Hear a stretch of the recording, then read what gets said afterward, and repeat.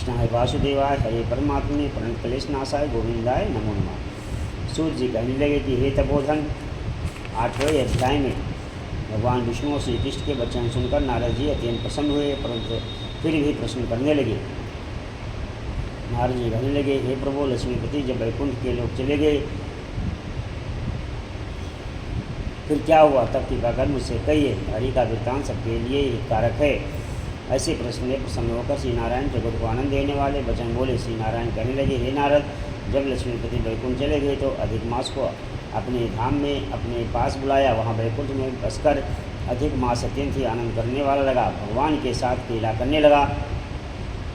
श्री कृष्ण ने मन से ही प्रसन्न होकर मलमास को 12 मासों में श्रेष्ठ कर दिया और सबका श्रेष्ठ और सबका प्रिय बना दिया। इस प्रकार भगत वत्सल भगवान युधिष्ठिर और द्रौपदी को कृपा से देखते हुए अर्जुन से बोले, हे राजसिंह, दुख में डूबे हुए होने के कारण तुमने तपोवन में आए पुरुषोत्तम मास का आदर नहीं किया और वृंदावन चंद्र का प्रिय मास आपके वन में रहने से मिलाने से चला गया।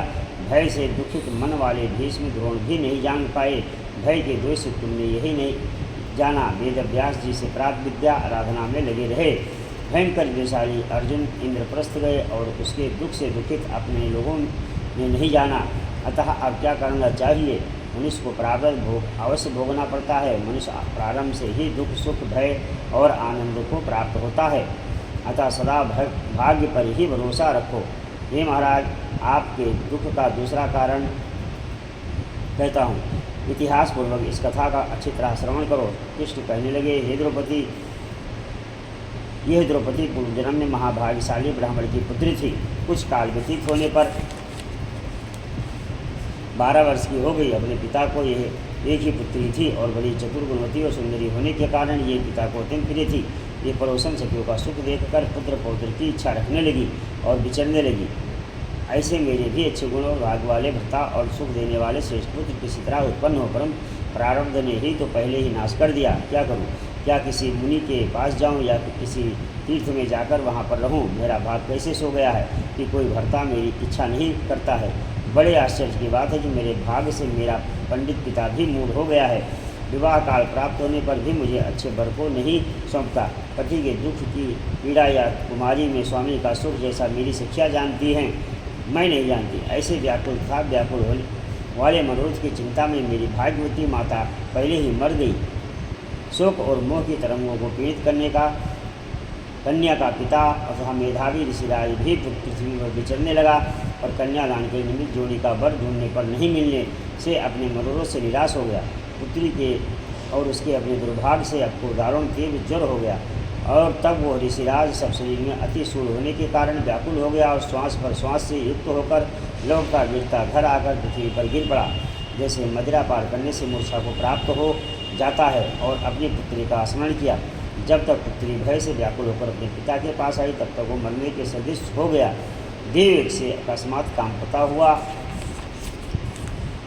और कन्यादान के प्रसंग से उठे हुए महोत्सव से रहित पूर्व काल के लिए पृथ्वी धर्मों से रहित होकर संसार की वासना को छोड़कर हरि में मन को लगाकर वो मेध ऋषि राज श्री हरि पुरुषोत्तम को स्मरण करने लगा। श्री कृष्ण गोविंद हरे मुरारे, हे नाथ नारायण वासुदेवा। हे ऋषिकेश्वर, आपको नमस्कार करता हूँ मैं और आप मेरा इस संसार रूपी समुद्र से रक्षा करिए। इस प्रकार मुनि के वचन सुनकर बहुत ही जल्दी भगवान के पार्षद मरे हुए मुनि के जीवात्मा को लेकर भगवान के वैकुंठ धाम को चले गए और वो पुत्री पिता का मरण सुनकर हाय हाय कर रोती हुई पिता के देह को गोदी में लेकर विलाप करने लगी। अत्यंत दुखित देखकर दारुण विलाप करते हुए मानो उसका पिता जीवित हो अत्यंत व्याकुल होकर कहने लगी, हाय पिता, मुझको किसके सहारे छोड़कर विष्णु लोक को चले गए। हे तात, अब मैं बिना पिता के किसके पास रहूँगी? ना मेरे भाई, ना कोई कुटुंबी, मेरी तपस्विनी माता भी नहीं है जो मेरे भोजन तथा वस्त्रों की चिंता करती। अब इस दशा में मैं भी मर जाऊंगी, जीने से अब क्या मिलता है? इसी प्रकार बारंबार रोते और विलाप करते हुए सुनकर उस वन के रहने वाले ब्राह्मण सोचने लगे कि अत्यंत ही करुणा भरे स्वर से इस तपोवन में कौन रोता है। फिर तपस्वी मेधावी ऋषि की पुत्री को रोना निश्चय करके वहाँ पहुँचे और वहाँ पुत्री को गोद में मरे हुए मुनि को देखकर वन में रहने वाले मुनि ऋषि भी रोने लगे और पुत्री की गोद से मेधावी ऋषि को लाश को लेकर शमशान घाट ले गए, जहाँ अंत्येष्टि विधि से चारों तरफ काष्ठ लगाकर जला दिया और कन्या को समझाकर